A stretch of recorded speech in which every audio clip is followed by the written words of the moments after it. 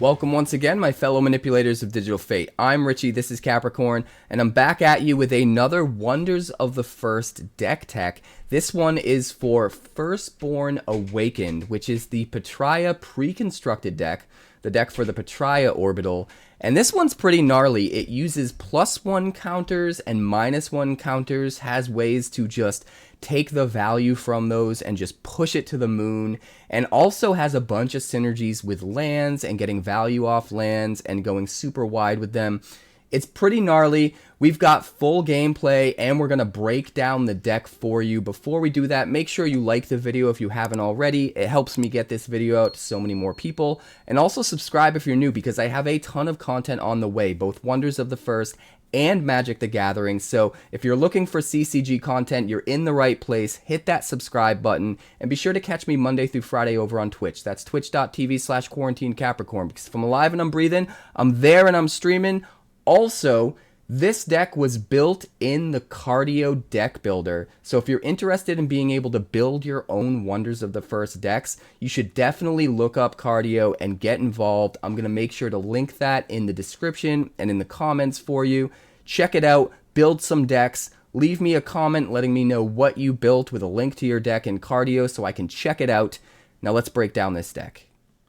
So this is Firstborn Awakened. This is the pre-constructed deck for the 𝑃etraia orbital, and this deck focuses on putting +1 counters on your own wonders, putting detrimental counters on your opponent's wonders, and then finding ways to exponentially increase the value you get off of all of those counters as the game goes on. It also kind of has a sub-theme of going wide with lands and then getting value off that lands as you get a little bit later into the game. And the first card we're going to talk about in this deck does exactly that. This is Orinoco, Nature's Firstborn. This guy is crazy. 4 cost, 3 power. It is a core. It has a 𝑃etraia core, so you need a 𝑃etraia land in play with a 𝑃etraia link before you can play this. And if you have a 𝑃etraia land in play, you'll get that 1 energy cost reduction when playing it, so it will actually only cost 3. On play, put a growth counter on up to 3 target lands. They are legendary wonders with power equal to the number of lands you control.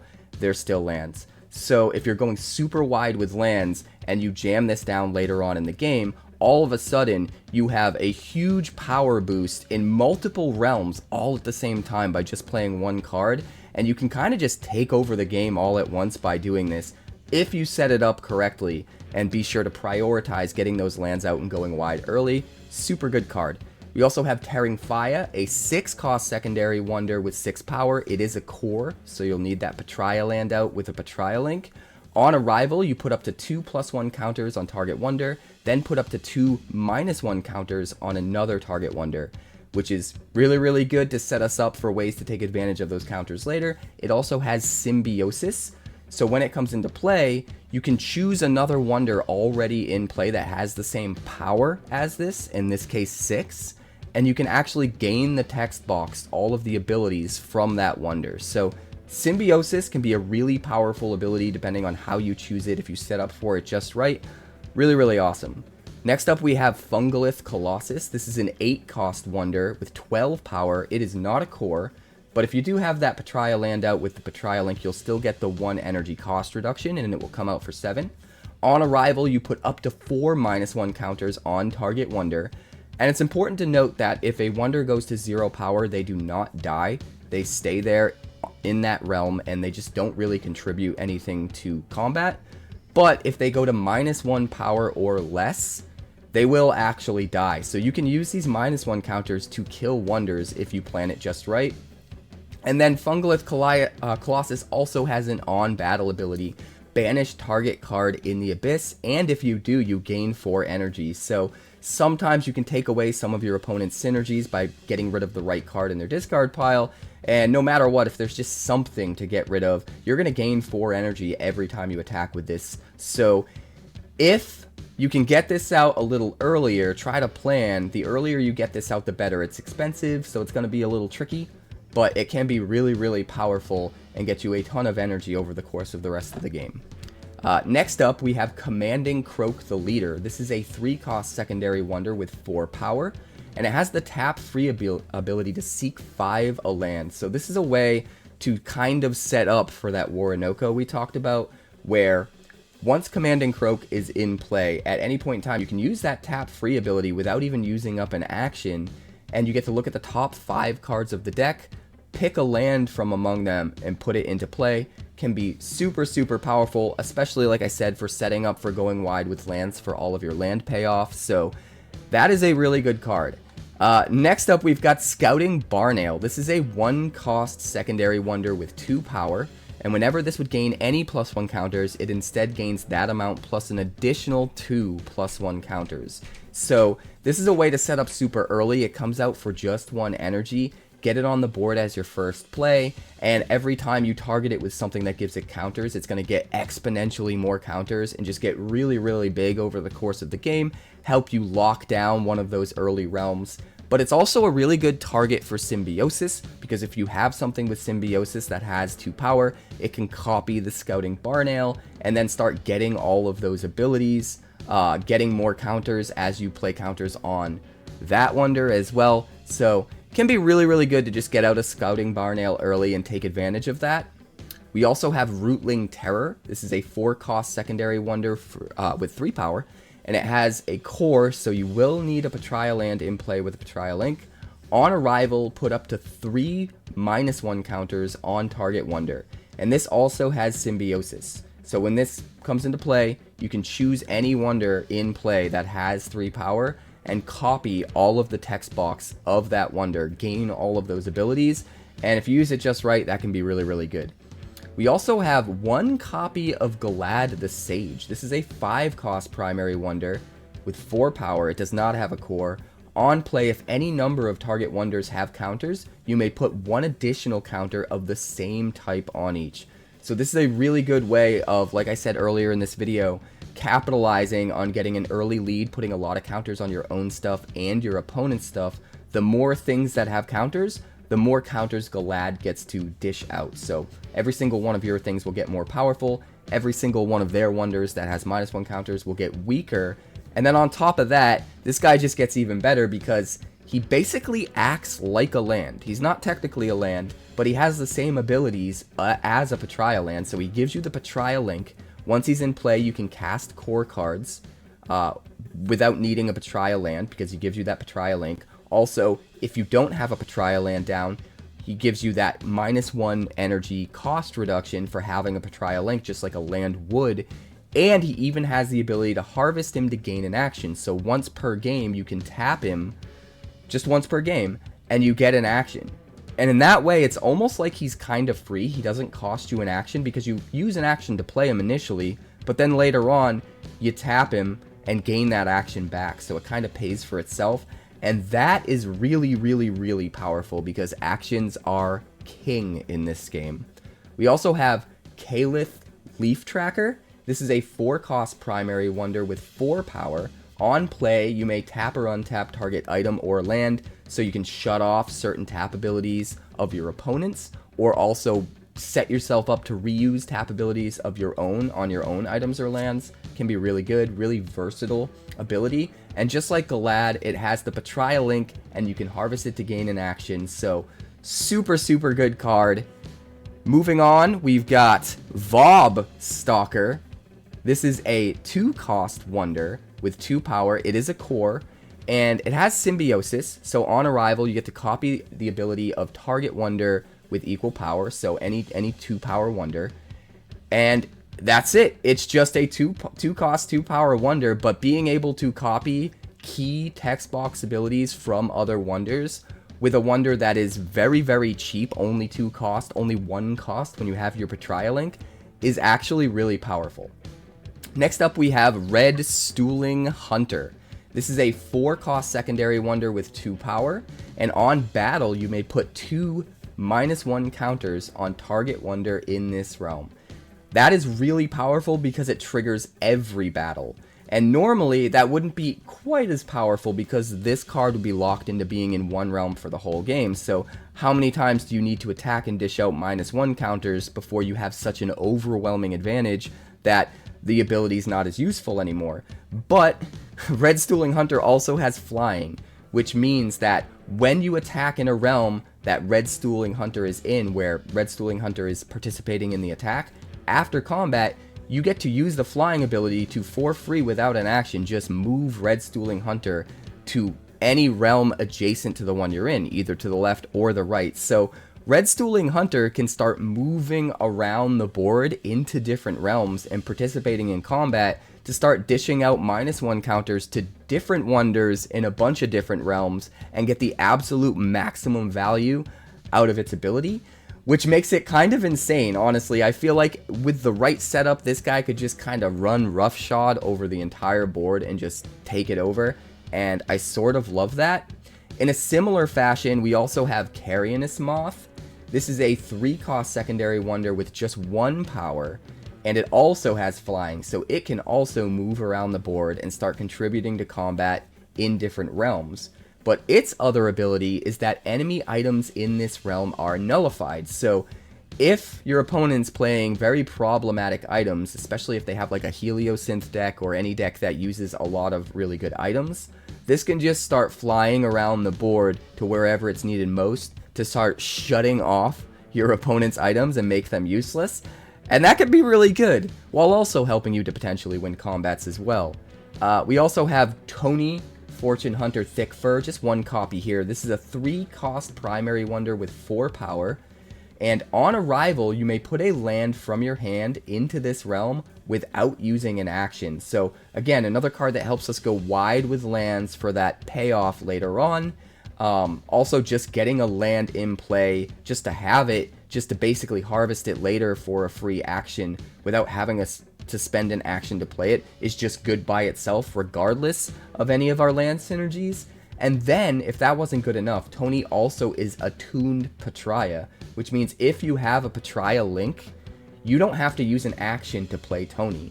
So you use 0 action to play Tony, you get an extra 4 power bump in whatever realm you play it, and you get to put a land into play for free, which you can use later to get back an action. So it's kind of a net +1 action out of getting a wonder and a land into play. That just seems absurdly good.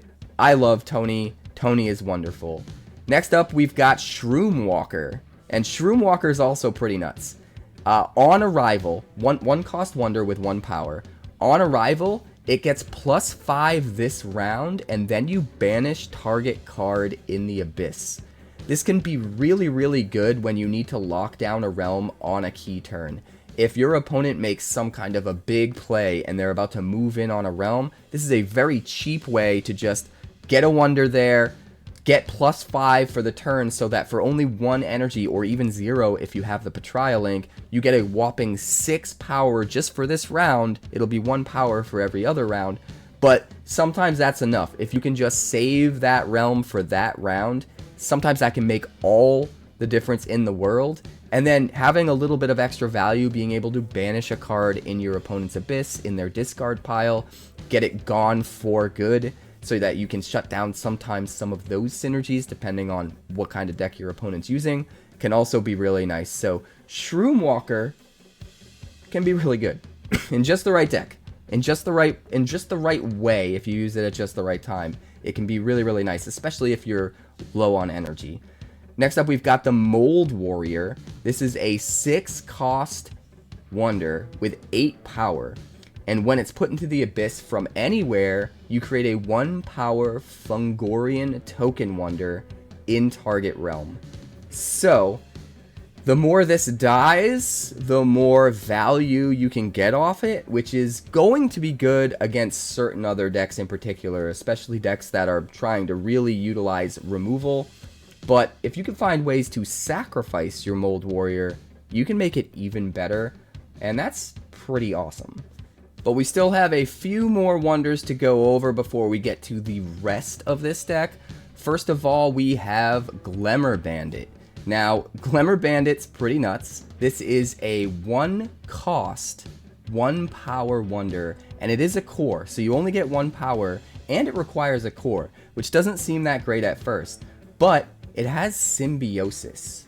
It has Symbiosis with only 1 power, so this is a really good way of, like I said earlier in the video, capitalizing on some of those early wonders that you're playing, being able to copy their text box and get their abilities for very, very cheap, because this only costs 1 energy, or, you know, if you have a Patria link down, it will cost 0 energy, which is really, really nice.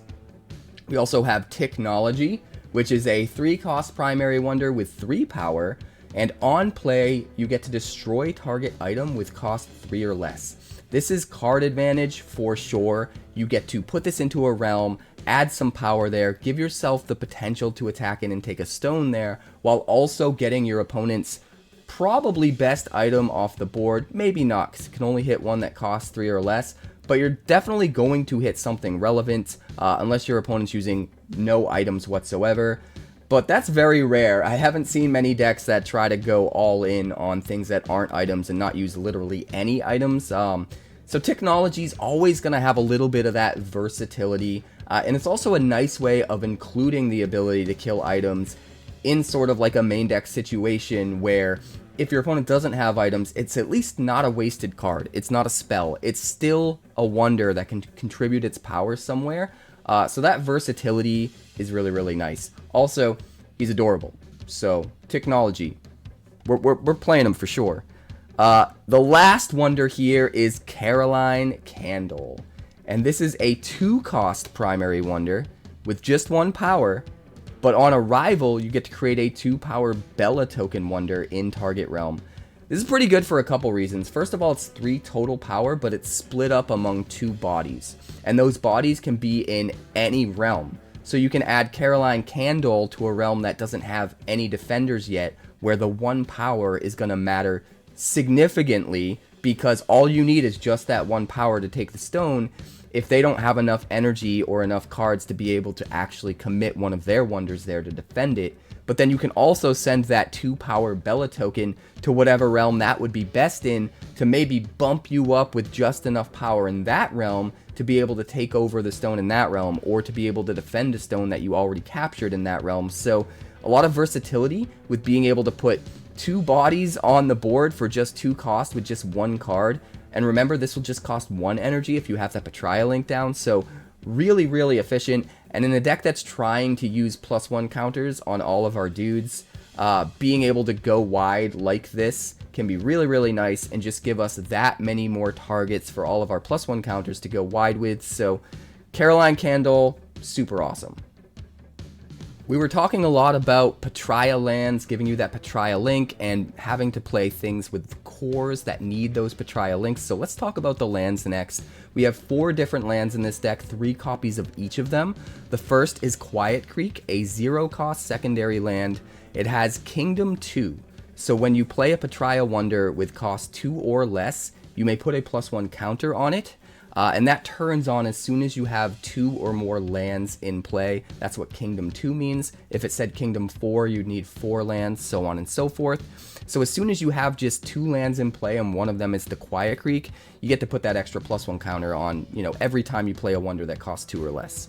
It also gives you a Patria link, and you can harvest it to gain an action. Every single land's going to do this. So all of these Patria lands, they will give you a Patria link.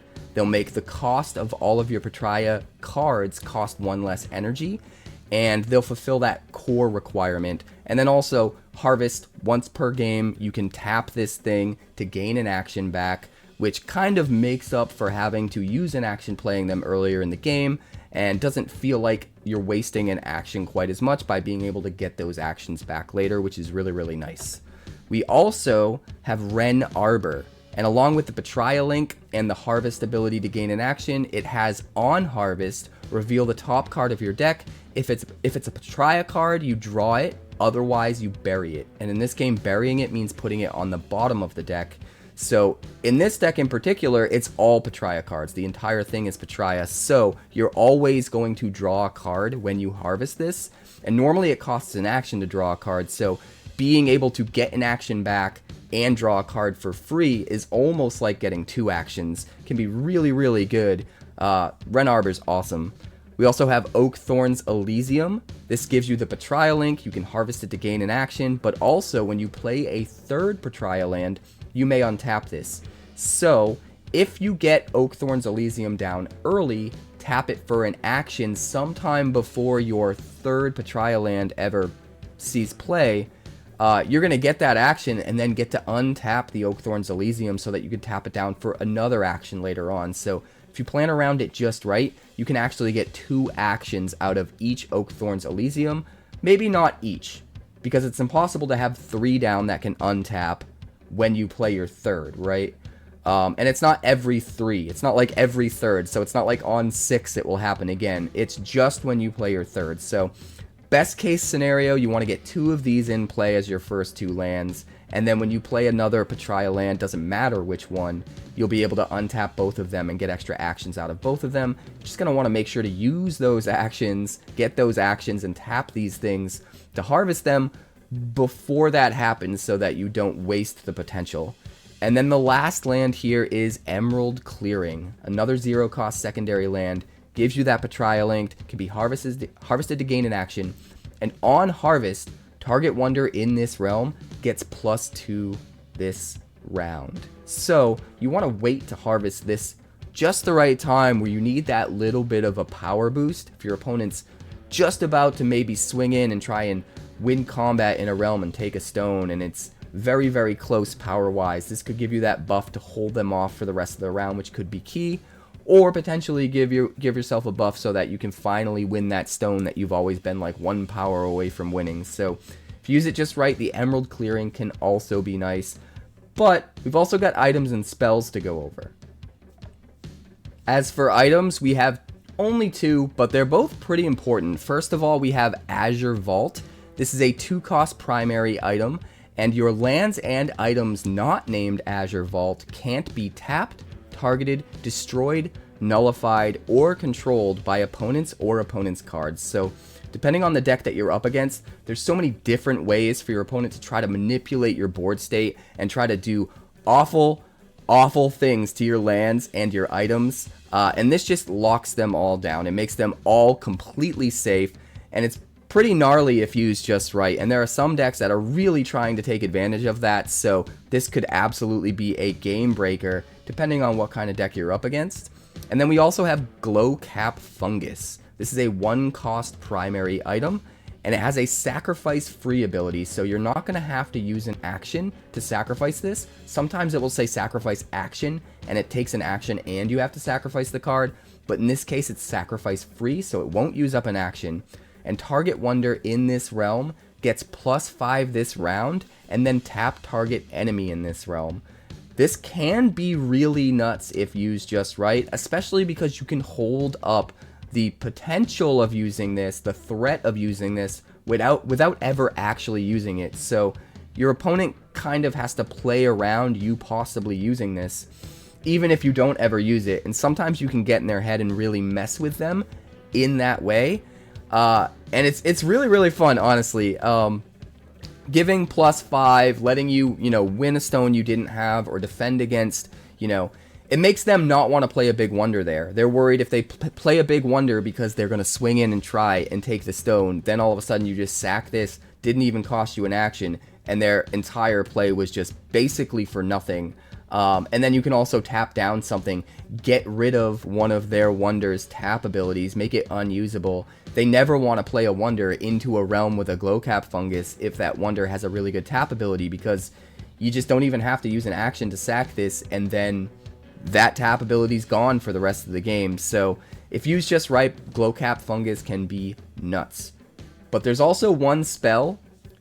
This is Path of Light, a 3-cost secondary spell, and when you play it this round, so for the entire round, nullify all items and lands, including those that arrive later this round. This card is absolutely insane when you use it just right. The fact that you can use this as your first action in a round and shut down everything for the whole round, even if they play a bunch of lands later on, they still come into play nullified, which is just nuts. Sometimes it makes it so that some of the last cards they have in their hand later in the game aren't even worth playing anymore because they're not going to do anything.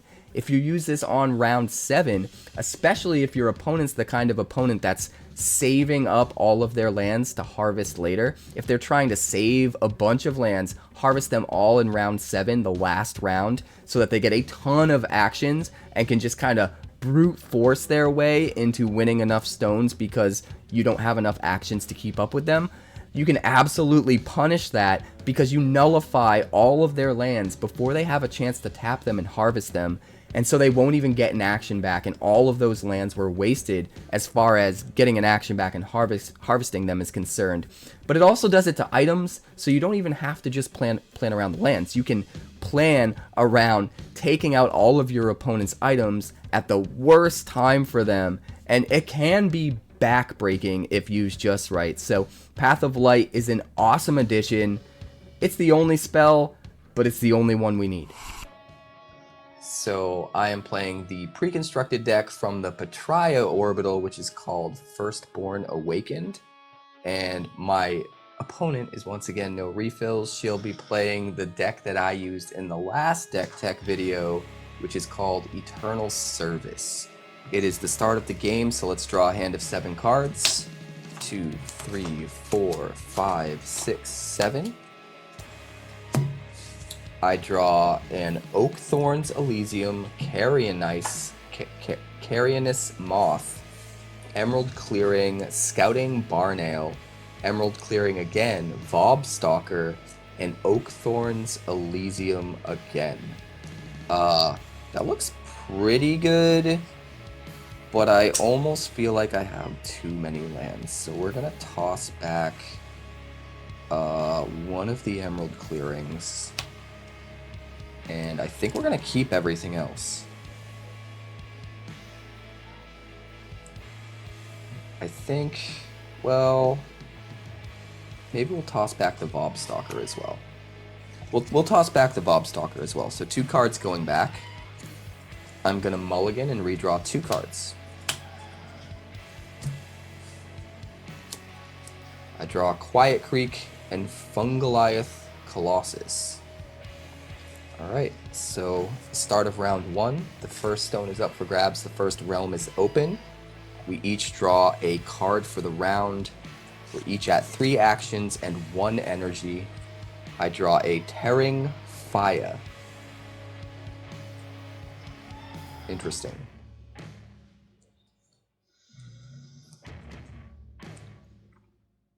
We're gonna go with our first action, go down to 2 actions. We're going to play an Oakthorn's Elysium. Pass to you. I will go to 2 actions and play a Fortress Orc Scar. When you play a 3rd Umbrathine land, you may untap. Yeah, that's the same one I played. This is a 0-cost land, Patria Link, and when you play a 3rd Patria land, you get to untap it. So, you now have your Umbrathine Link, so all your Umbrathine cards cost 1 less to play. I have a Patria Link, so all my Patria cards will cost 1 less to play. I'm going to use my second action to play a 0-cost Scouting Barnale in Realm 1. It has 2 power, and whenever this would gain any +1 counters, it instead gains that amount plus an additional 2 +1 counters. And I'll pass to you. I'm gonna harvest it and gain an action. You're harvesting the land to gain an action. Oh god, it's gonna be one of those games. So we have 1 energy left, 1 action. I'm just going to attack in Realm 1. Okay. And take the stone with my 2 power wonder. Pass to you. Alright. I'm gonna draw a card. Right, down to 2 actions. Yeah, I'm out of actions, so pass back to you.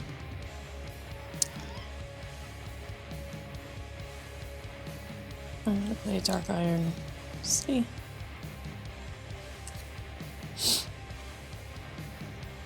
I've got nothing. And then I'm Past gonna you. draw another card. So you've got 2 lands in realm 1 now? Oh yeah, that goes there. Yes. And that's the end of the round. So you drew a card and played 2 lands. Yep. But you also gained an action, so what was your 4th action spent on? I played a land, and then Did you drop 2 cards? Yeah. Okay. I drew another card at the end. Alright, so end of round 1. Pretty easy round 1.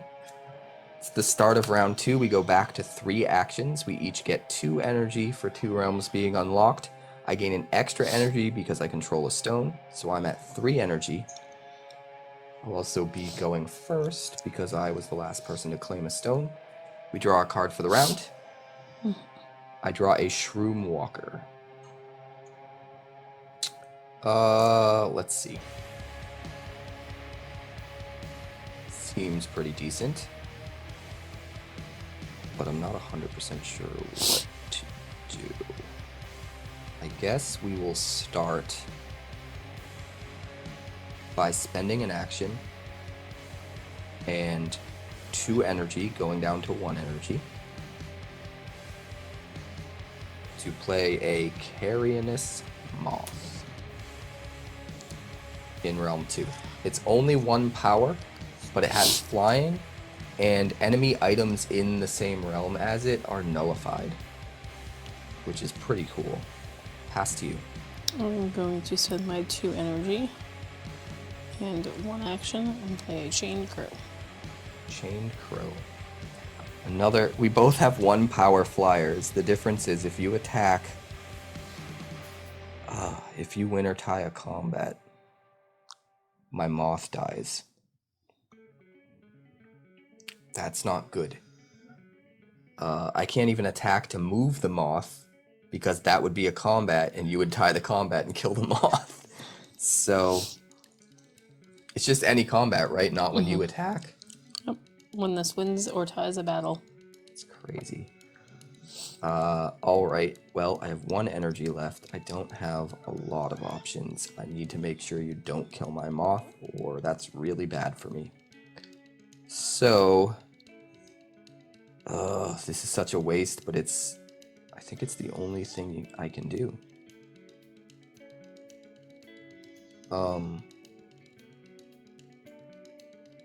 That really gives me problems, because there are some cards, if I had already played them, I'd be able to save myself here and not lose the moth.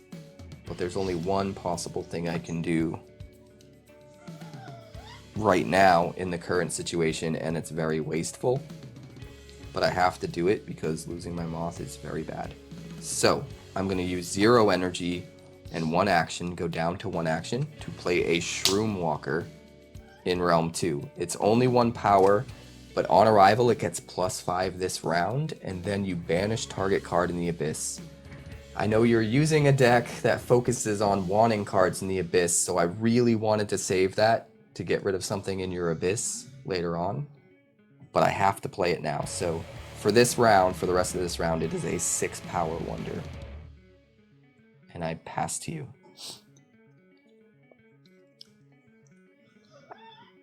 It's that Death Strike on the Crow. It's so I'll play another Dark Iron City. Oh man. And then I will untap my Fortress Orc Score. Well, that's smart. Pass back to you. Alright, so you still just have 1 power in Realm 2. Yeah. I don't know what's going to happen though. I'm going to do this. I'm going to use my last action to play another Oakthorn's Elysium in Realm 2. Boom. So I now have another Patria land.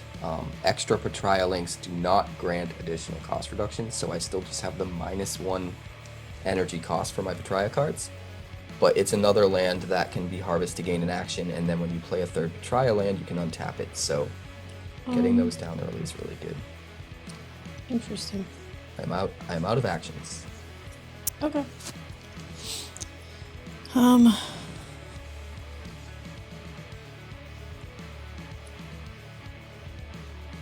I'm gonna draw a card. Using your last action to draw a card? Yes. Alright.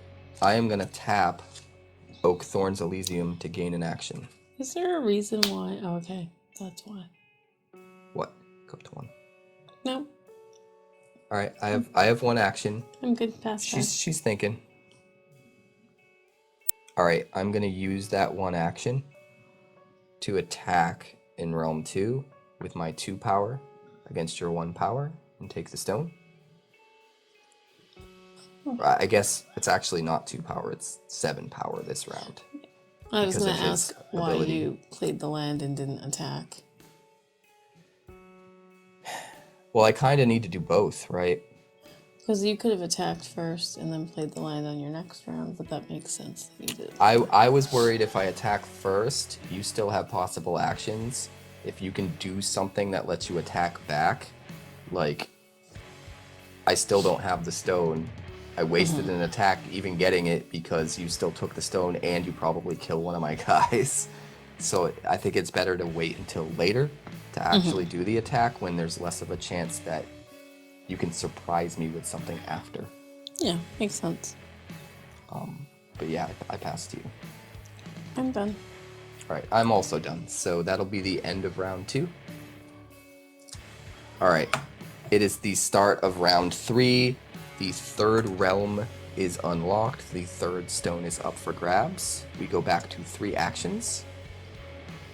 We each go up to 3 energy, and because I control 2 stones, I get an extra 2. That puts me at 5 energy. I'm going to draw my card for the round. I draw Technology. Oh god. That's going to be one of your favorites. I can already see it coming. Alright, so since I was the last person to claim a stone, I do get to go first. I'm really worried about Realm 2. About you killing things there. Man, Deathstrike is wild. Deathstrike is so crazy. What can I do with 5?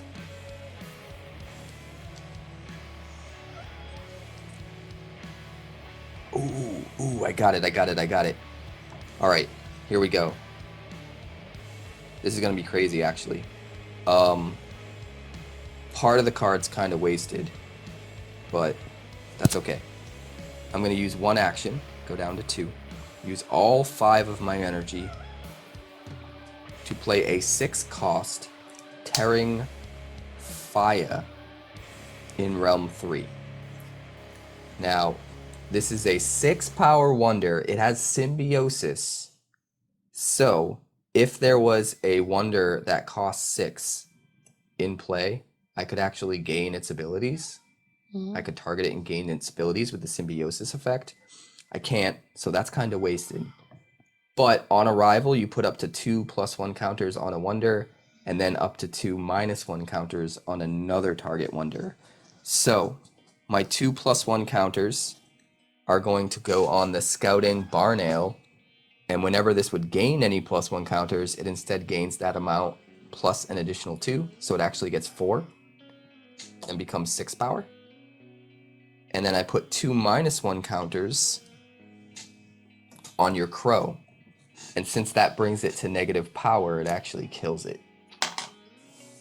It's important to note that if a wonder goes to 0 power, it does not die. It stays in play. It's just 0 power and doesn't contribute anything to battles. But if it goes negative to at least -1 or even, even lower, it'll actually die, which is kind of gnarly. All right, pass to you.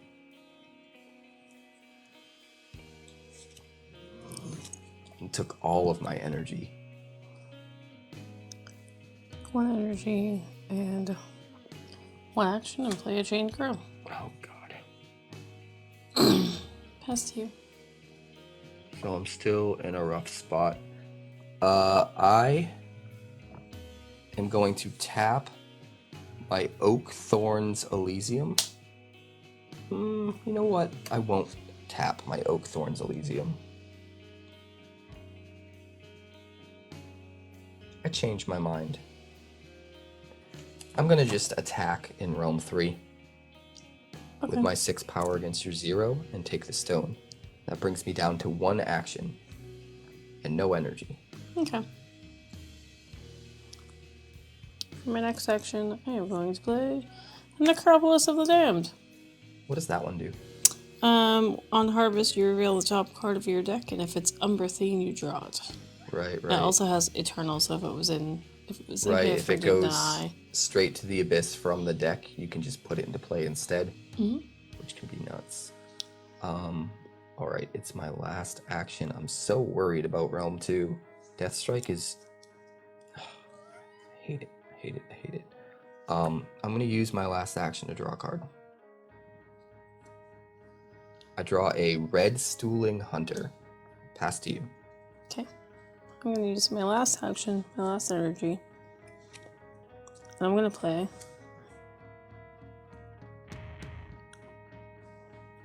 a Deconstruct. Oh no. I'm going to sacrifice my Chained Crow, draw 2 cards, and put a null counter on your Moth. On my Moth. Interesting. I guess that's the only one that's relevant right now. Yeah, that makes sense. And that's the end of my turn. Yeah, I'll also pass. I'm good. All set. Alright, so the end of round 3. Alright, it is the start of round 4. The 4th realm is unlocked. The 4th stone is up for grabs. We go back up to 3 actions, and we each get 4 energy, plus I get an additional 3 because I control all 3 of the first stones. So I'll be at 7. She'll be at 4. We draw a card for the round, and I draw a Goladh the Sage.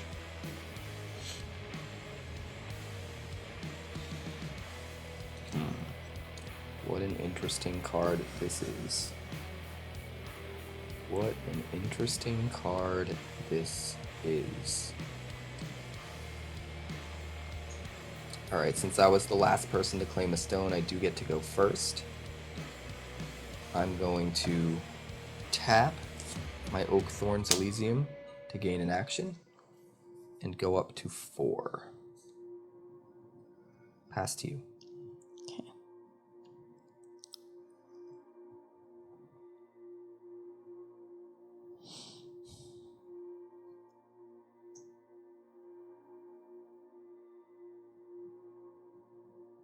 Okay. I'm gonna spend 1 energy and 1 action and play Hester Dust in Realm 1. Okay. Hester Dust is a 1 power wonder and has a tap free ability. And what does that ability do? I'm going to put a target wonder you own with cost 3 or less from the Abyss into this realm or an adjacent realm. Oh, jeez. Can I look at your Abyss really quick? Oh, right. You have those 2 chained crows in there. Oof. That thing just won't go away. Pass to you. It just won't go away. Alright. I am going to play in Realm 4. I'm going to play a Quiet Creek, which is it's a Patria land, so it gives me a Patria link. I can harvest it to gain an action, and it has a Kingdom 2 ability, which means as long as I have at least 2 lands, this ability is active. And the ability is when you play a Patria Wonder with cost 2 or less, you may put a +1 counter on it. So that's pretty good. And then I also get to untap both of my Oakthorn's Elysium because I played a 3rd Patria land, which is nuts. Okay. Pass to you. I'm going to use an action. I'm down to 3 actions. To play Cryptreach Province, and on play, deny 2 cards. Ooh. Fortune Dealer. Pretty good. Another Cryptreach Province. Does that one have Eternal? No. Pass to you. Alright. I could do a thing, or I could do a thing. I'm worried about doing something a little too early.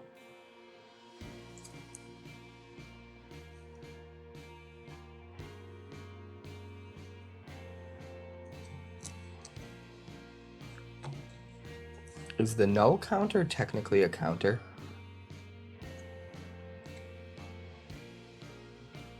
Does it say counter specifically? Null counter. Interesting, interesting. Okay. Well, Cards with null counters have blink ability.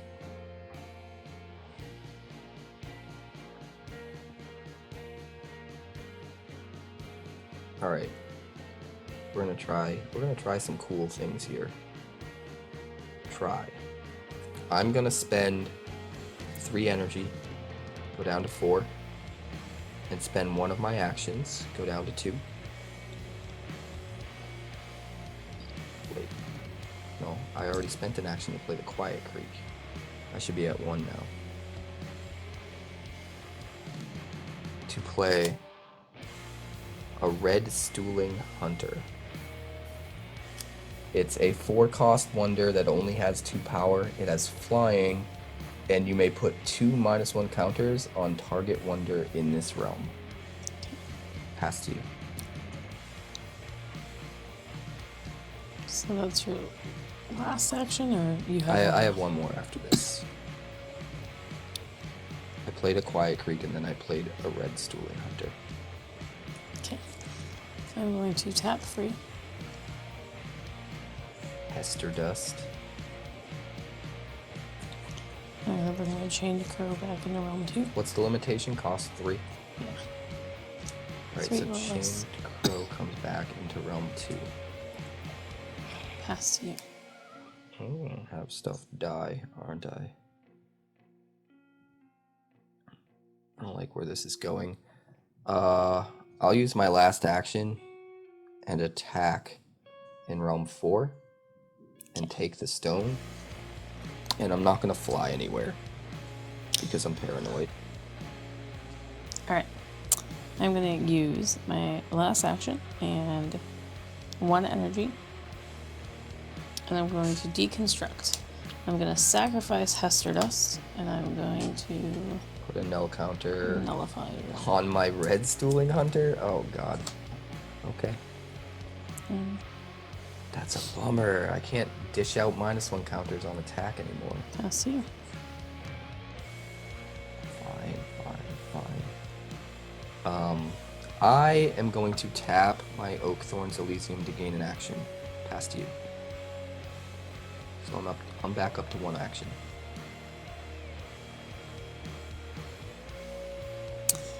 I'm going to... Oh, I forgot about that.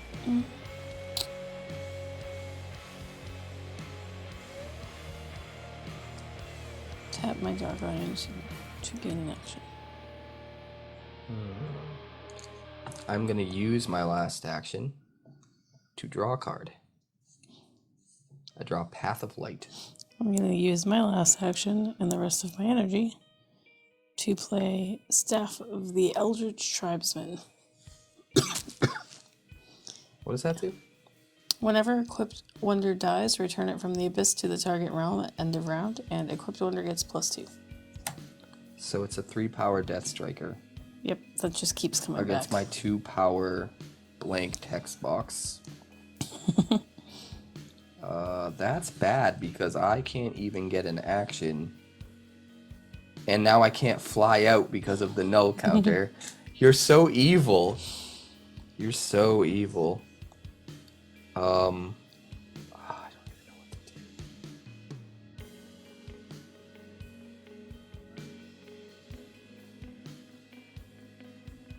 I know what I want to do. It's not good though. Yeah, I'm just gonna pass. Okay.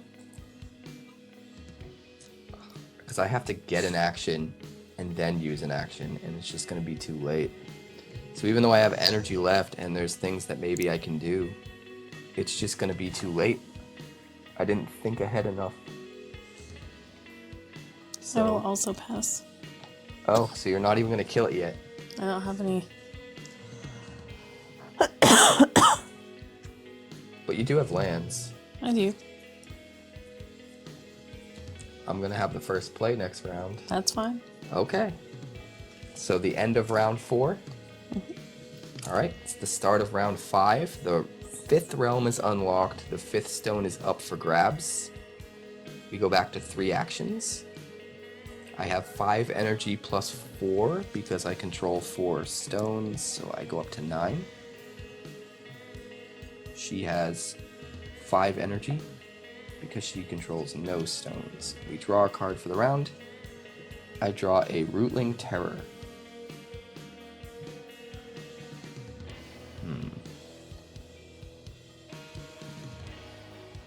Oh, I'm so mad. That Rootling Terror could be so good if things were just a little bit different.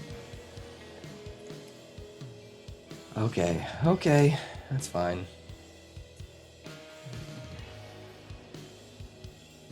Oh man, that could be so good, but you just like to ruin my life. Do I have any ways of removing counters? I don't think so.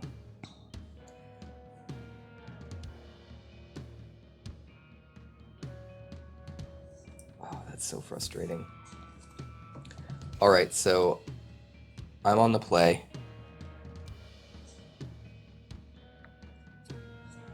I need to spend an action and play something to Realm 2 so that you can't kill me. The question is what? The question is what?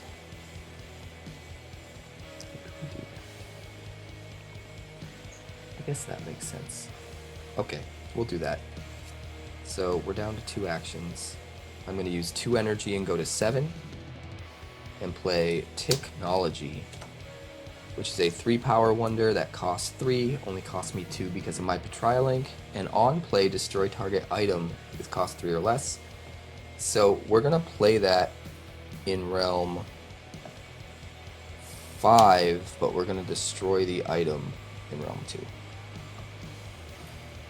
The what was that called again? The Staff of the Eldritch Tribes. So I delayed you, possibly, but we'll see what happens. Pass to you. That Death Strike is so scary.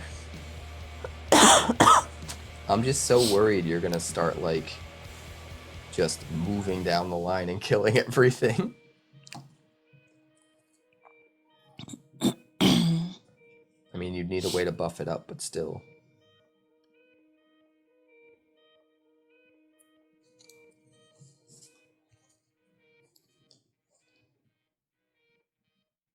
Those null counters are annoying too. But it's okay. We have coffee. Okay. Life is good. Nectar of the gods.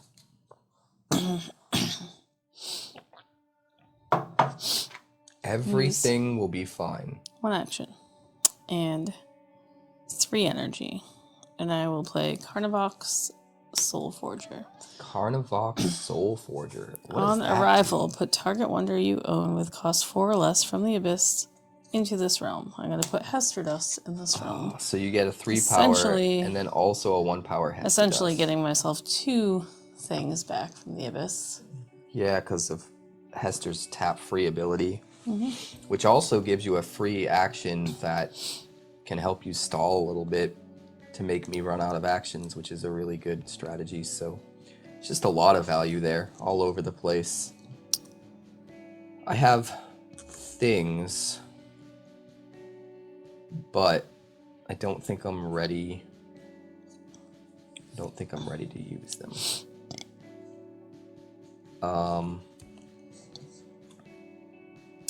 How much power do you have there total right now? 4? That's not enough. That's not enough.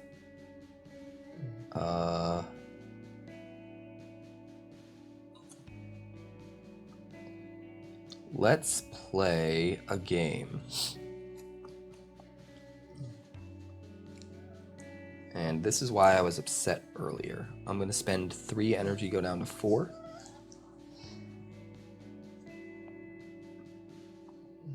And 1 action, go down to 1.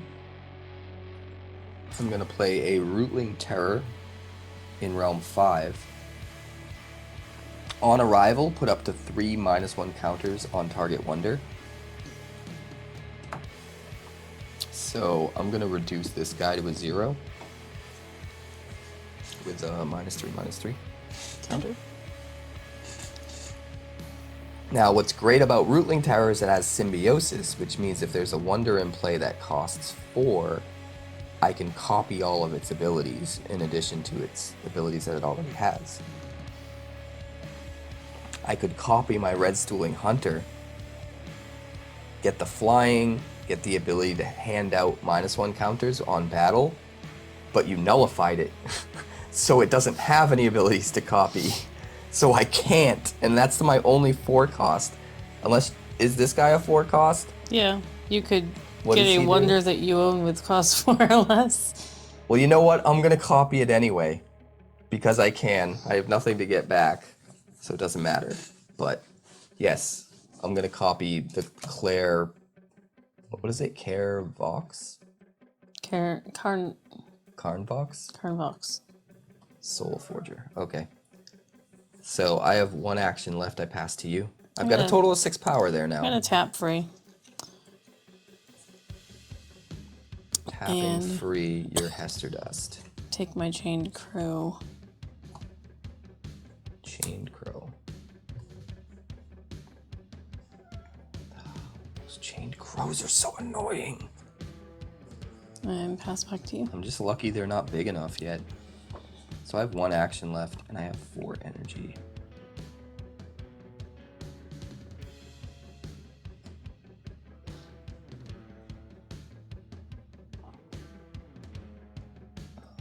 It's probably too much. What did you get back? The crow, Chained and then you Crow. put it over there. Mm-hmm. We are going to play...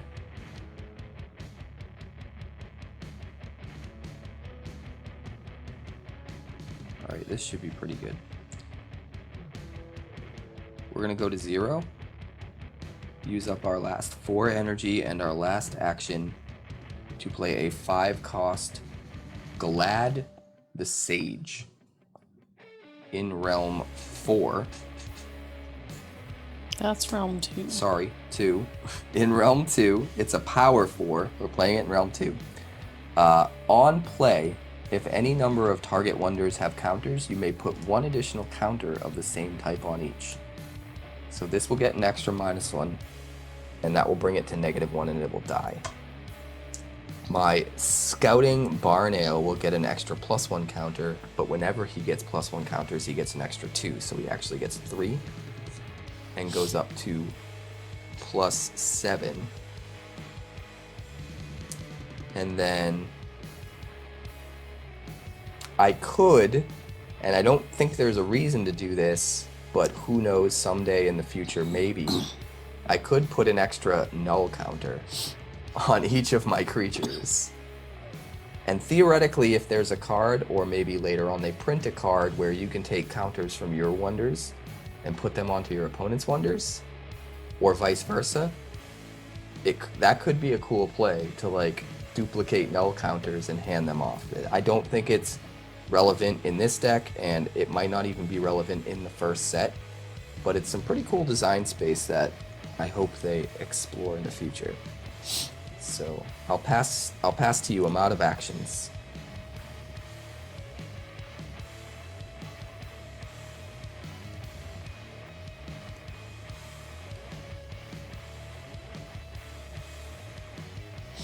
I'll use an action and play Necropolis of the Damned. That's so many lands.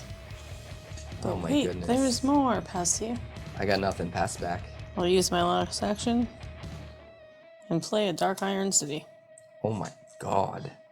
And now I That's- could theoretically deny 3 anytime a wonder dies.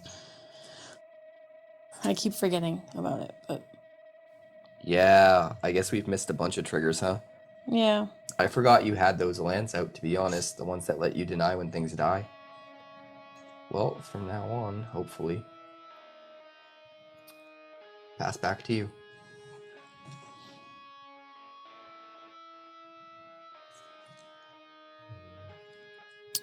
I will tap my Necropolis of the Damned and gain an action. And because I harvest it, I get to reveal the top part of my deck. You got another 4. Put it into my hand. Wow. Alright. Wow. So you're out of actions again? Yes. Are you passing? Mm-hmm. I'm passing. Dang. So we're good? Okay. Now I'm worried, though. You have a lot of extra actions. Mm-hmm. Alright. It's the end of round 5. The beginning of round 6. We'll go back to 3 actions. The 6th realm is unlocked. The 6th stone is up for grabs. So we each go up to 6 energy. I get an extra 4 because I control 4 stones, so I'll be at 10. And you don't have any stones yet, so you're at 6. We draw a card for the round. I draw a Glemmer Bandit. No, I wasn't talking about you, Bandit. Interesting. Do you have any... Let's see, you have 3 cost wonders, and you have Hester Dust is a 2 cost wonder? Alright. So, I was still the last person to claim a stone. I guess I'll go first.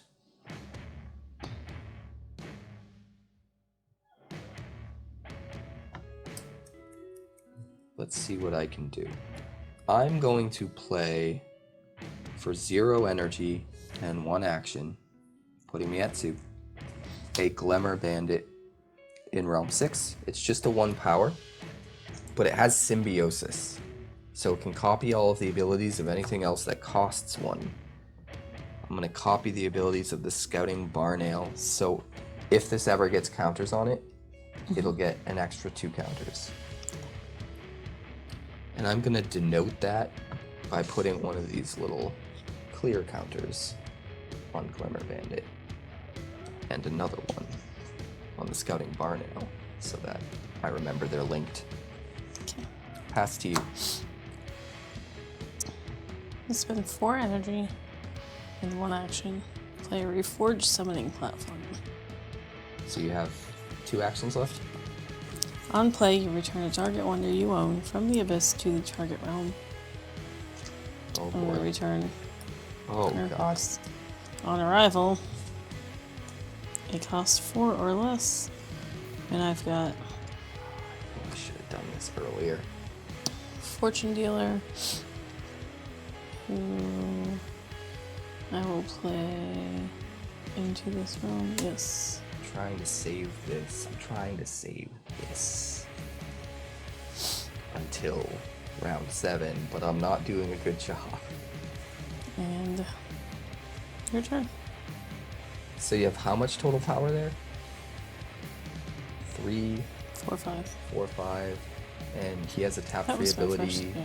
to do what? Tap free ability to deny 3.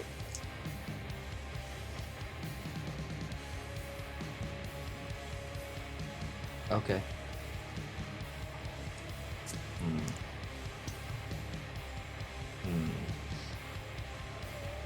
Still kind of want to try and save it if I can. I can't defend that stone, I don't think. I'm just going to declare attack. Use 1 action, go down to 1 left. In Realm 5.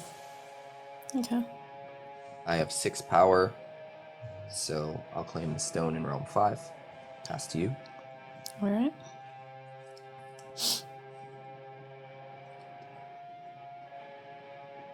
I'm going to tap free to deny 3.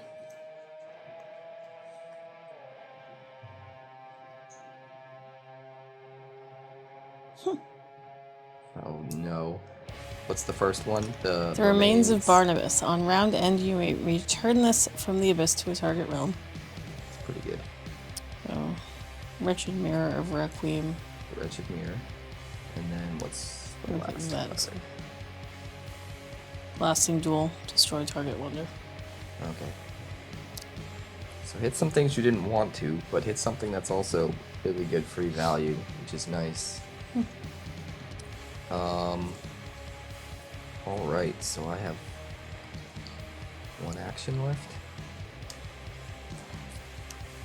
One action left. I still kind of want to save this. I also don't want to use that. Alright, we're just going to do this.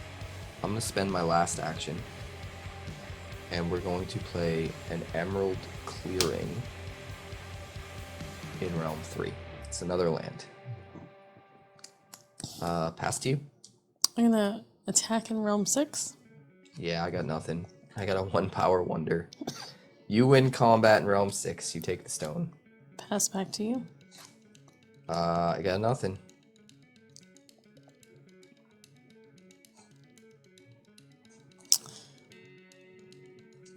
Play another Fortress Orc Scar. Fortress Orc Scar. Or is it Orc Scar? Fortress Orc Scar. Yep. Just got lots of lands. I mean, that can be good as long as you have ways of actually getting out enough power to use all those actions on. I remember in the last deck tech, at the end of the game, I had a decent amount of actions, not anywhere near what you have, but I had some extra actions, and I just did not have enough energy to play anything to have enough board presence to get there. So,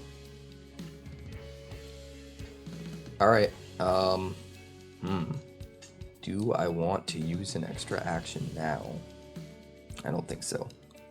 I think I'm pretty well set up to go into round 7, and I've saved what I wanted to save for round 7, and I've used up all my energy, so I feel pretty good with where we're at. You have one of the stones, but I think it's reasonable. I'm gonna add an action. Okay. I will pass back to you. And then I'm going to use the last of my energy and my action to play a Bone Harvest Harp. Bone Harvest Harp's coming down. I'm going to play it on my Chained Crow. And the Equipped Wonder gets a tap, freeze, spend 1 energy to create a 1-power undead token in target realm. Interesting. So you could get something into Realm 7 next round without even having to use an action to do it. That's kind of cool. You can also fly those guys around. I used to be able to fly, but someone took that away. Yeah, I got nothing. Well, I'm gonna tap free this to create my undead token. In target realm. Oh. So she's not gonna wait until 7's unlocked. Throw him here. Well, because whenever an undead you own enters from the abyss, Oh, Barnabas is gonna come back. Untap it. That's so smart. So I'm gonna put a token here, just for funsies. Makes sense. Well, I've only got 2 power there, so you're tying me right now, which means you can kill it. I pass back. All right. I also. You're all done? Yep. You sure you don't want to use a land so you can kill that hunter and take another stone? No, I'm good. Okay. It's the end of round 6. That's fine. All right. All right, end of round. I'm gonna put my. You get Barnabas back. Barnabas. Barnabas is going back. I'll put Barnabas. I'll just put him here. Yeah, it probably makes sense. You'd have to attack twice. Once to tie and kill the hunter, and then once to take the stone. But if you have Barnabas there, it means you can attack once, take the stone, and kill the hunter in the same attack and save yourself an action. So probably a really good use of a free 1-power wonder when it's just 1 power, you know? Mm-hmm. Alright, so the end of round 7, sorry 6. It's not over yet, folks. It's Yeah. the end of round 6, it's the start of round 7. We go back to 3 actions. The 7th realm is unlocked. The 7th stone is up for grabs. The 7th stone is up for grabs. Yep. Oh, yeah. I guess so. I'm cheating. And then we'll both go up to 7 energy. And I have an extra 5 for having 5 stones, so I go up to 12. That is so much energy. That is so much energy. We'll do 1, 2, like that. And then you're at, what, 8? Yep. Because you control 1 stone? Mm-hmm. And I believe you took the last stone. I did, yes. So you get to go first. You're at 8 energy. We draw a card for the round. I draw a Caroline Candle. And it is your go.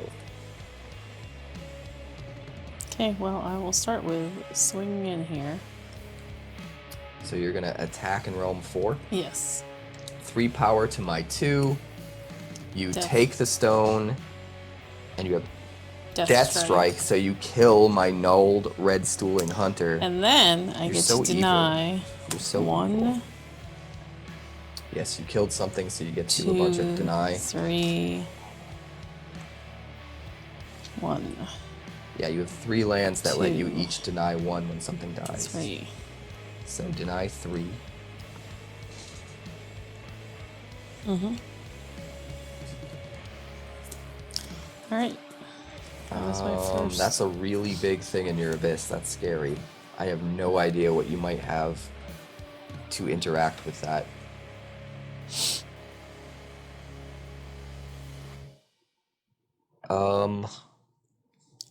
Did you fly anywhere?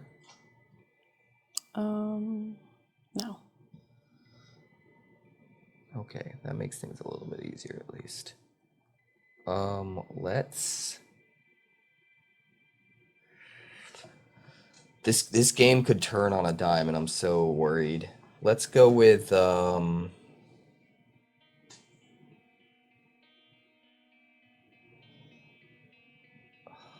could do that. Could do that. That feels just evil. Let's do it. Oh, I should probably do that first. Okay. I want to save my big plays for a little bit later on.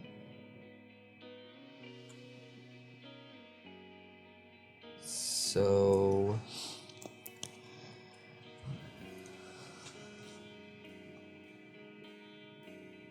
here's what we're going to do. I'm going to spend just 1 energy, go down to 11, and one of my actions go down to 2. To play Caroline Candle in Realm 7. She's just a 1-power wonder, but on arrival, I get to create a 2-power Bella token wonder in target realm. So that 2-power Bella will be in Realm 6. No, I'm not putting it in Realm 4 with your Death Striker. You can go to hell. Okay. Pass to you. I'm going to spend 3 energy and 1 action. And play a Deep Pincer in Realm 7. What does that do? On attack, create a 1-power insect token wonder, and it has Death Strike. That guy. I'll pass back to you. Oh no. Oh no. I still want to save this. Alright. It's a 3. Mm-hmm. And it will, when it attacks, there'll be 4, because you'll get another one. I was hoping I wouldn't need a lot of power in Realm 7. Let's go with I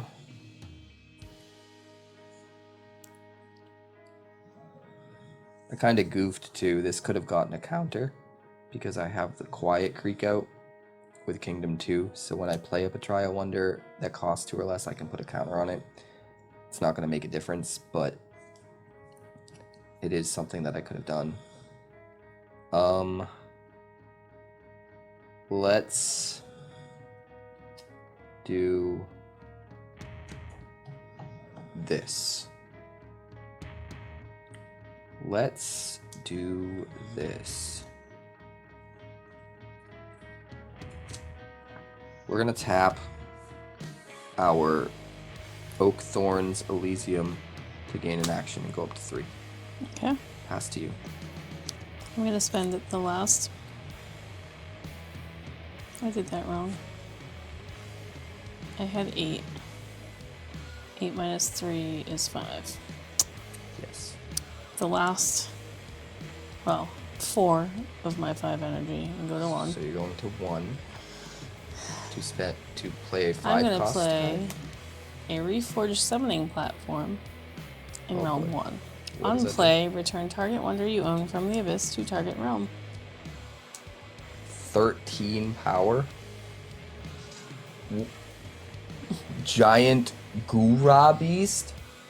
13 power Yep. against my 9 that is now nullified. So that's a reforged summoning platform. That's an item that's doing that, right? Yeah. Okay. Alright, so what I'm gonna do is I'm going to harvest my Quiet Creek to gain an action and go up to 4. Pass to you.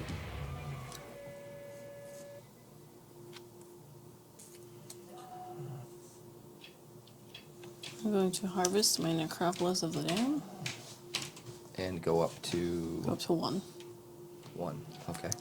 And Power of Bloodlines. Power of Bloodlines. Pass to you.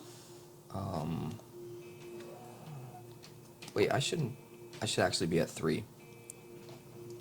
Yeah, I used an action playing Caroline Condal, and then I got Yeah. 1 back. No, wait, I got 2 back, right? I harvested 2.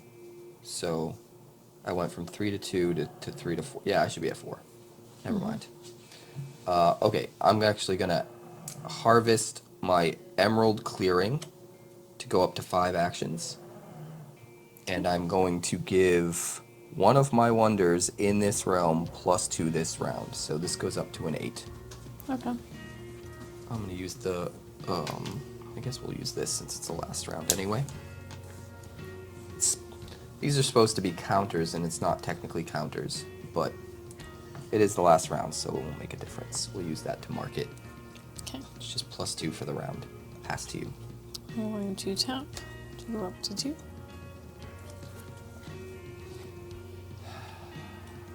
I am going to play. This ought to be interesting.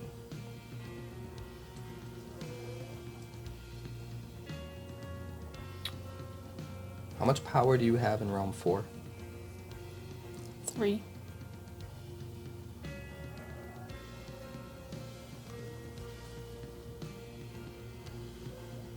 And how much power do you have in Realm 6? 5.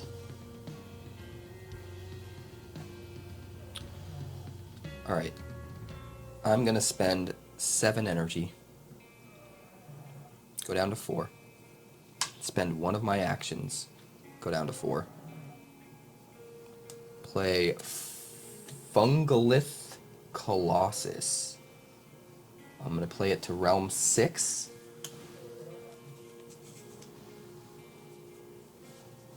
It is 12 power. On arrival, put up to 4 -1 counters on target wonder. And then on battle, banish target card in the abyss. And if you do, gain 4 energy. That's a card I've been holding on to for a while.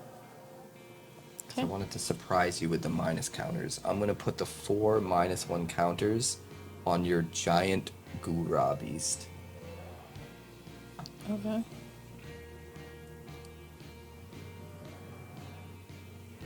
So we both have 9 power in Realm 1 now. Okay. Pass to you.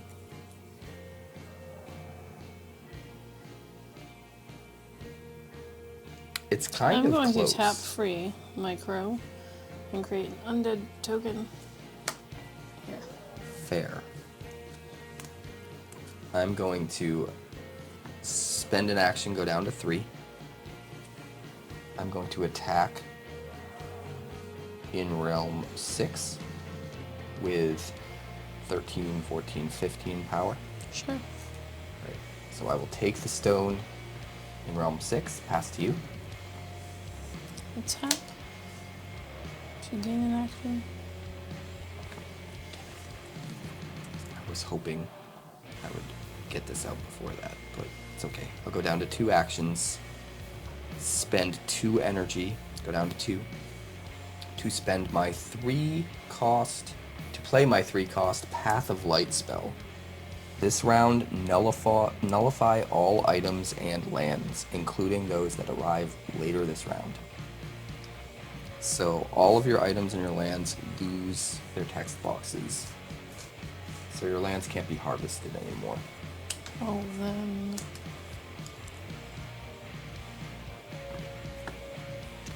So the Reforged Summoning Platform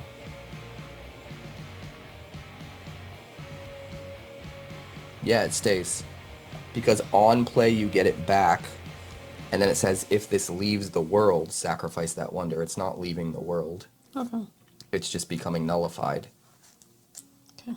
In fact, that's actually a good thing for you, because now if I destroy that item, It doesn't. you don't have to sacrifice it, because that text that says it has to go away is gone.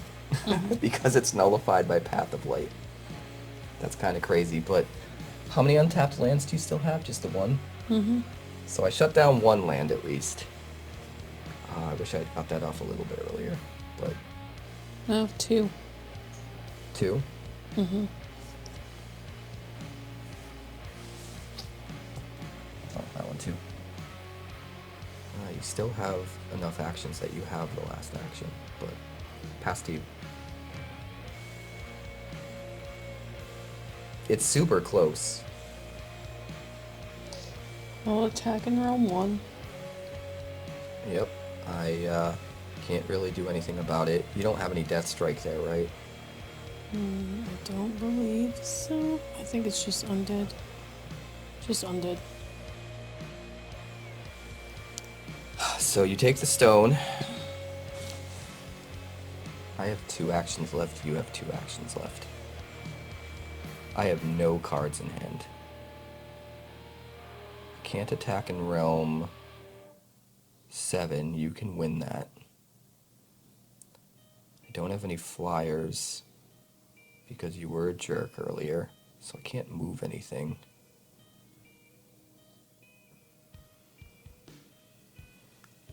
I have literally no ability to take any more stones the rest of this game, I'm pretty sure. Even though I have 2 actions left. I guess my best bet... I mean, when I attack in Realm 6, the Fungolith Colossus triggers on battle. I get to banish a card in the Abyss and gain 4 energy, which is awesome, but I think it's a little too late to get any value off that.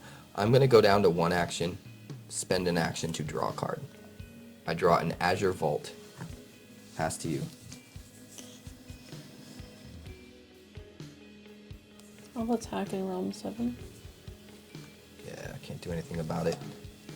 So you get a 1, and you kill my Caroline candle, and you take the stone. And I can't deny because it's nullified, right? Yeah, the land is nullified, so... Do you have any other tap abilities still? Oh. Oh, the harp's nullified too. Yep, they've already tapped. So I have 1 last action. Really can't do anything. I guess I'll attack in Realm 6 and just banish something from your Abyss. We'll banish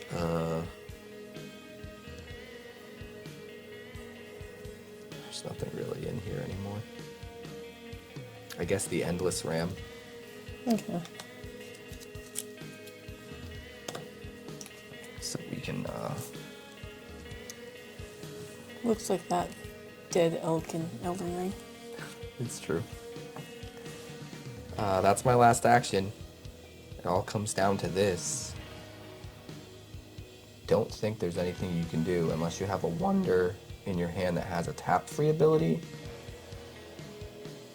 or a new land to play, or something like that. Even if I had land to play, it wouldn't matter. It depends what the land does. Well, it would be, yeah, it would be nullified. Oh, you're right, because even lands that enter later are nullified because of that spell. Mm-hmm. Good point.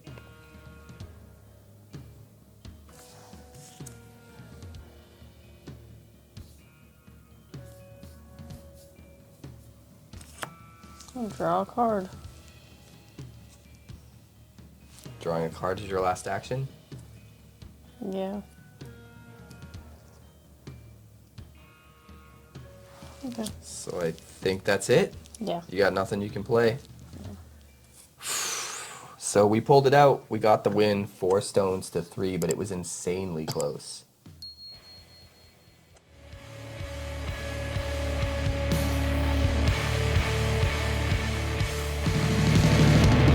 Thanks so much for checking out my channel. I'd like to give a huge shout out to all of my patrons over at Patreon.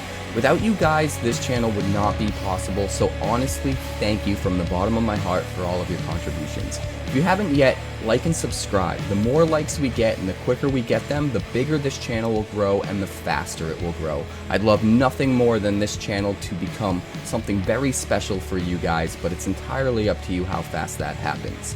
Also, if you'd like more deck techs, that's somewhere over there. And if you'd like to see what else the channel's been up to lately, that's somewhere up that way. Also, subscribe, circle below, do all the things.